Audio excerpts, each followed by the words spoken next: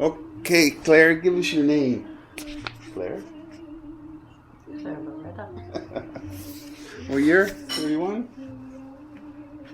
1931. Yeah, you were born 1931, which makes you 86. Right. Yeah.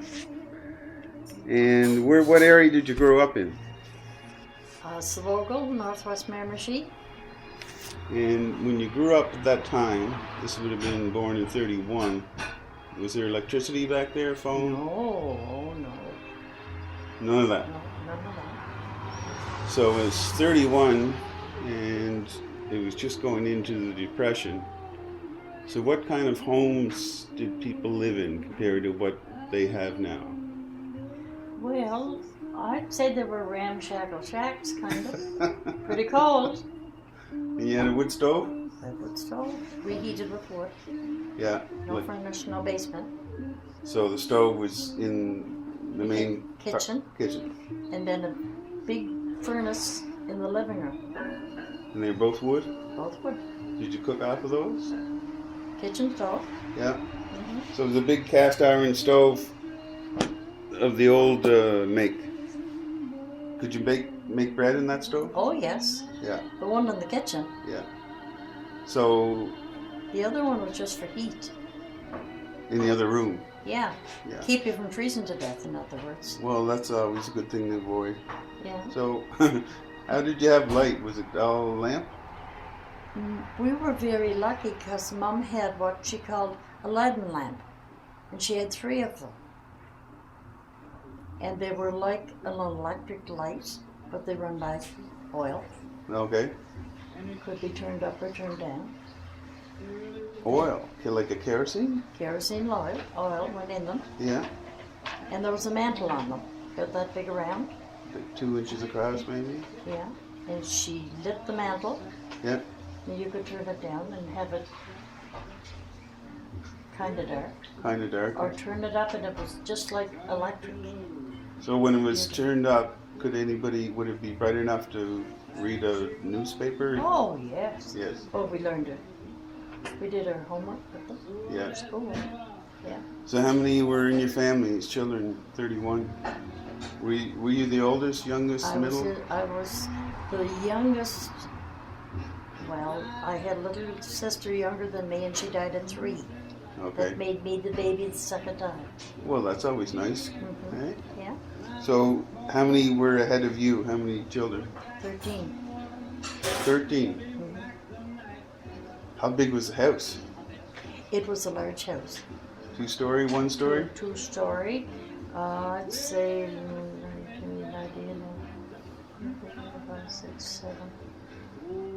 7 bedrooms. 7 bedrooms. Yeah. And we kept our grandfather. Was there a stove upstairs? No. No. So the heat had to go up to the floors or not go up at all? We had to go up the stairs, and there were 17 steps. The old front steps that we had to go up. And my grandfather used to go up with an oil lamp at 86 years old, and I used to worry that he'd set the house on fire. Well, yeah, of course you would. Burn us out. Yeah. But I'm still here. So he didn't do it. So it was a large house, 13 children total? Yeah. 14. 14 including you then? Yeah. Did you have a farm? Cow, A horse? big farm. A big farm. A big farm, yeah. And Lots of work. so you had land to cut hay off of, or We did hay, and we did all our crops for the winter. grow your own vegetables, food? Grew all our own vegetables and put them in an old stone basement. We had an old stone basement under the house. Blocks about that square.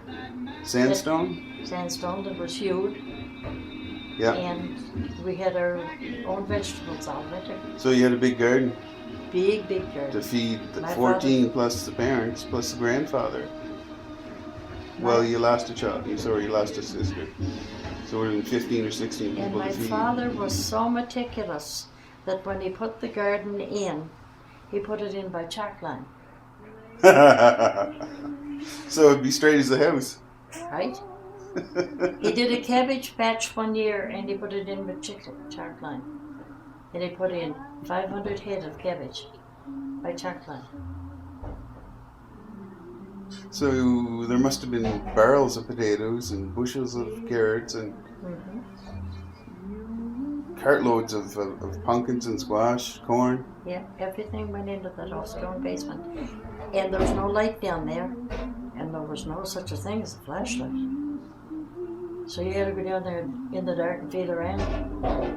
That must have been kind of spooky. It was kind of spooky. Especially if you put your hand into a rotten turnip.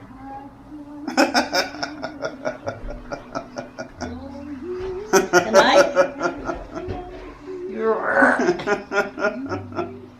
So was each child expected to do chores, or oh yeah, well that's how it was manned. It was manned by the children. you had to have that many hands on deck to do that? To look after, you had cows, pigs, horses? We had cows. We had 30 cows and 100 pigs and chickens. We had our own eggs. We had our own chicken. This is a huge farm. Huge farm. Yeah. Big barn? Big barns. Big barns. Plural, like Yeah. more than one barn. My brother just died. Freddie just died. And our job on Saturday was to kill a hen for Sunday dinner. Or chicken, whatever. Yeah. And I held it while he cut the head off it. How old were you then? I was 8 and he was 9.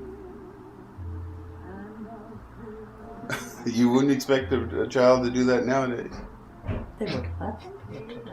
Of course, back then it was survival, so rules were survival. Then we had to haul our water up from a spring down by the river and boil the water to souse the chicken in to get the feathers in. And we prepared all that, and then we took it to Mom. She opened it up and cleaned it. But we took it that far. Was there running water in the house? Oh, no. Oh, all right, just asking. No. No electricity, no running water. No.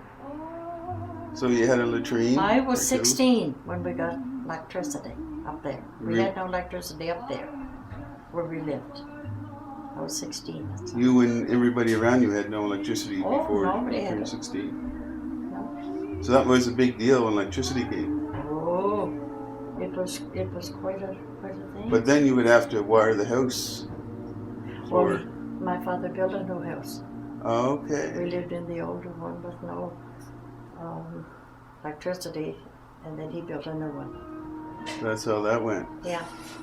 So if, say you were 10, what time in the morning did you go out, did you get up out of bed at? About 4:30, 4 to 5 maybe. Every morning? Mama rapped on the bottom step. When she rapped on the bottom step, you were up. He said you can wear out as well, you could rust out as well as wear out. So you get up in the wintertime, I suppose it'd be kind of cold up there. Well, the ice was frozen in the water bucket. In the room. In the kitchen where we all came to wash. But the bucket would be frozen. So it would be really cold upstairs. So, Pretty cold up there. so when you had, We didn't have to put a window up or anything like that. didn't have to what? We didn't have to put a window up or anything to get a breath of fresh air. It was already there when we Already did it. well ventilated? No, well, no insulation in them days. The old house had no insulation. So just boards? Huh? Boards on the Just- inside? Just boards. And Shingles, the boards and cedar shingles. shingles on the outside. Yeah. So when you get up at 4:30, what's the first thing? Well, first of all, how did you stay warm in the bed? Well, when 3 or 4 slept together, you stayed warm. Yeah, And there were lots of blankets. wool cotton blankets. Wool that Mama wove. She wove the wool blankets that we covered us, and she made quilts. What do you mean when you say wove? With the wool from the sheep, Yeah, you had your own spinning wheel, or she had her own spinning wheel. everything was made by hand. Everything was made by hand. So you get up at 4:30, and what's the first thing you would do, other than shiver in the wintertime? Wait for the water to thaw so you could wash your face. Yeah. But immediately went to the barn.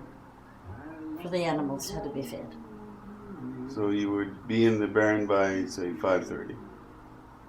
Around 5:30, yeah. Winter, summer, didn't matter. Didn't make any difference. And a lot of manure later. I'm telling you. So you went to the barn and fed the animals, collected the eggs, milked the cow. Mm-hmm. Fed the pigs. That would take a couple And maybe hours. the biggest part of the time you shuffled your way to the barn. Because it'd like to be a snowstorm. So then you got that But choice. we had older brothers and sisters now. We didn't do this at 8 and 9. We had older brothers and sisters that helped us at that time. But then they eventually left, so we grew up into it. Okay, you assigned the task to the right age Yeah. of the child. Mm-hmm. So everybody worked. Everybody. Everybody worked. My father was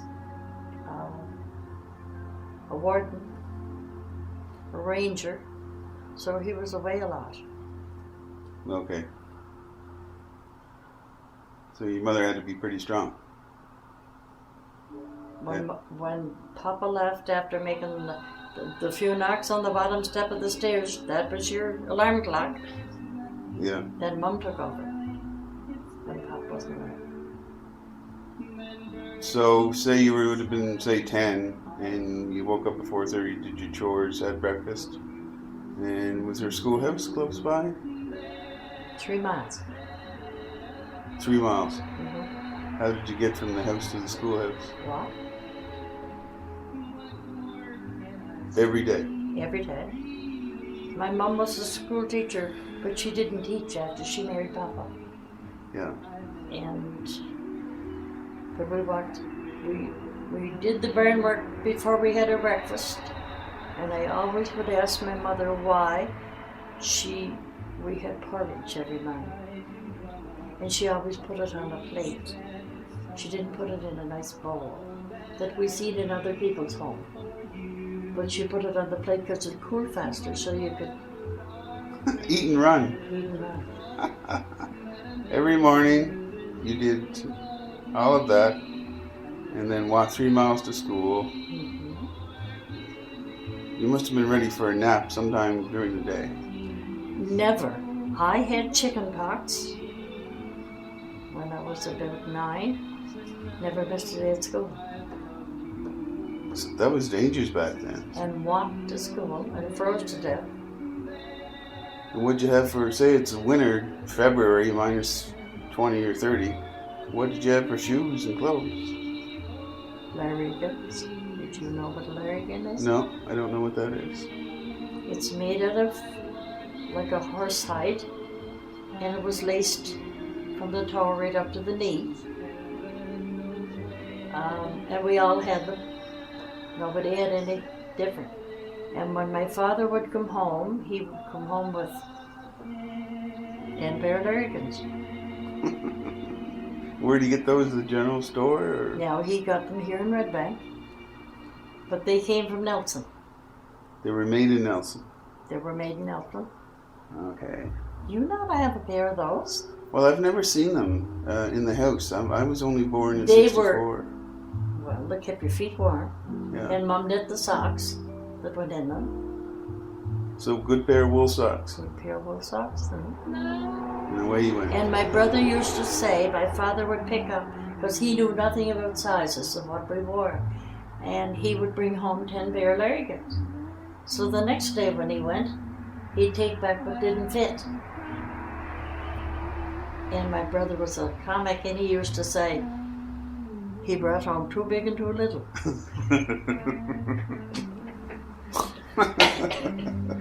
So we'd take them back and exchange them and bring the right size the next day.